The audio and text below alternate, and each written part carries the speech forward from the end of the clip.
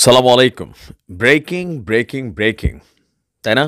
Breaking news আকারে এই মুহূর্তে সোশ্যাল মিডিয়াতে যে ভিডিওটা খুব বেশি প্রকাশিত হয়েছে যে, ট্রাম্প সরকার ক্ষমতায় আসার আগে বাংলাদেশের ব্যাপারে টুইট, ডক্টর ইউনূস সরকারের ব্যাপারে টুইট, পাশাপাশি ডক্টর ইউনূসের সাথে ট্রাম্পের যে ব্যক্তিগত সম্পর্ক, সেটাও অনেকটা তলানিতে। এরকম অনেক কিছু আমরা নির্বাচনে ক্ষমতায় আসার আগে ট্রাম্পের দেখেছি। এরপর বিভিন্ন ইস্যুতে ক্ষমতায় বসেই একের পর এক নির্বাহী আদেশ দিচ্ছিলেন ট্রাম্প।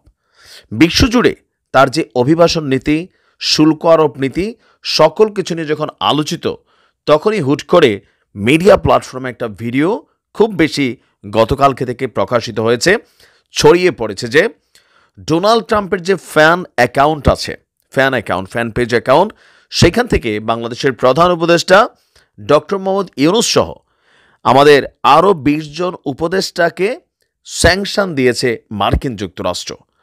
এখন এই নিউজটা আসার পরেই ভাইরাল হয়ে গেছে। প্রশ্ন হচ্ছে, এই খবরটুকু কতটুকু অথরাইজড, কতটুকু সত্য? আমরা জানি যে মার্কিন প্রশাসন যখন কাউকে স্যাংশন দেয়, সেটা বিশ্ব মিডিয়া কাভারেজে চলে আসে। ইভেন আমেরিকার যে ওয়েবসাইটগুলো আছে, সেইখানেও কিন্তু তারা এটা প্রকাশিত করে যে কাকে স্যাংশন দিছে, কী কারণে দিছে, এরকম নানান কিছু তারা তথ্য উপাত্ত আপলোড করে। কিন্তু গতকালকে থেকে যেই ভিডিওটা ভাইরাল, সেই ভিডিওটা বেসিক্যালি ভুয়া। এখন এটা কীভাবে ভুয়া?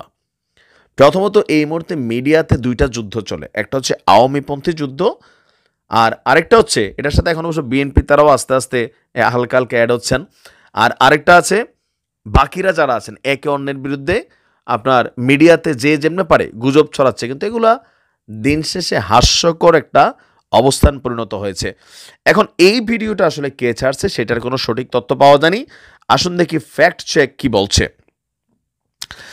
অন্তর্বর্তী সরকারের প্রধান উপদেষ্টা ডক্টর মোহাম্মদ ইউনূস সহ ২০ উপদেষ্টার উপর নিষেধাজ্ঞা আরোপের যে ভিডিওটি, সেটি ভুয়া। সামাজিক যোগাযোগ মাধ্যমে আমাদের যেই প্রতিষ্ঠানকারী, মানে এগুলাকে যারা চেক করে প্রতিষ্ঠান, ফ্যাক্ট চেক রিউমর, তারা বলছে এই ভিডিওটি ভুয়া।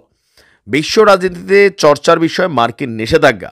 তো এখন এই সুযোগে আইসা আপনার সেই ধারাবাহিকতায় বাংলাদেশ নিয়ে একটি ভিডিও ছড়িয়েছে, যেখানে আমরা যদি দেখি, ফ্যাক্ট চেক রিউমার বলছে, উক্ত ভিডিওটি পর্যবেক্ষণ করে দেখা গেছে ভিডিওতে যুক্তরাষ্ট্রের প্রেসিডেন্ট ট্রাম্প দায়িত্ব গ্রহণের পর বাংলাদেশের রাজনৈতিক প্রেক্ষাপট এবং অন্তর্বর্তী সরকারের কার্যক্রমের ভিত্তিতে বাংলাদেশের প্রতি যুক্তরাষ্ট্রের পদক্ষেপ কেমন হতে পারে, এই ইস্যুতে ভারতীয় যুক্তরাষ্ট্র প্রবাসী নাগরিকদের বিভিন্ন কার্যকলাপ নিয়ে আলোচনা করা হয়েছে। একই সঙ্গে ভিডিওটিতে ভারতীয় সংবাদ মাধ্যম এনডিটিভির অনলাইন সংস্করণ থেকে গত ১৬ নভেম্বর একটি প্রতিবেদন আংশিক পাঠ করা হয়। উক্ত প্রতিবেদনটি পর্যবেক্ষণ করে এতে আমেরিকা প্রবাসী ভারতীয়দের, বাংলাদেশি সংখ্যালঘু হিন্দুদের ইস্যুতে ট্রাম্পের সঙ্গে যোগাযোগের যে বিষয় আছে তাও উল্লেখ করা হয়েছে। তাছাড়া আলোচিত ভিডিওতে ডক্টর ইউনূসকে উদ্দেশ্য করে ডোনাল্ড ট্রাম্পের একটি টুইট বার্তার কথাও বলা হয়েছে।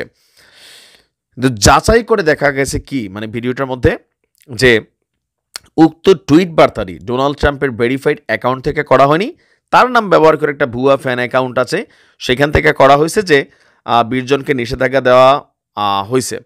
আচ্ছা, তো এখানে বিভিন্ন ফুটেজকে একত্রিত করে আপনার কি বলা হয়, যে ধরেন আমাদের বাংলাদেশে, মানে এই যে আমি কথাগুলো বলছি, আমার ভিডিওর প্রথমের কোনো অংশ নিয়ে কাইটা, ধরেন যতটুকু আমরা বললাম ভূমিকা, তো সেই অংশ কাইটা নিয়ে বলে দিল যে এই যে দেখো নাইম ভিডিও বলছে। তো এরকম কিন্তু তৈরি করা হয় ১০টা-১৫টা ভিডিওরে একসাথে কইরা ইংরেজি বাংলা হিন্দি মিশাইয়া, আবার বাংলাদেশের কোনো ইউটিউবার বা কোনো সাংবাদিকের কোনো কথার অংশবিশেষ কাইটা এই ধরনের গুজব প্রচারিত করা হয়। তো এগুলা কইরা আসলে কি কোনো ফায়দা হয়?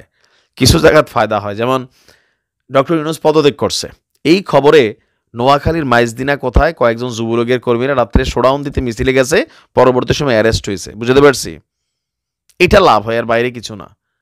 এই ধরনের গুজব ছড়াইয়া প্রত্যেকের বিরুদ্ধে আছে, শেখ হাসিনার ক্যান্সার, উমকের সেইটা, তুমকের এইটা, হ্যাঁ, মানে খালেদা জিয়ার বাংলাদেশে ফিরবেন না, এগুলাতে ভাই দেখেন কোনো লাভ নাই।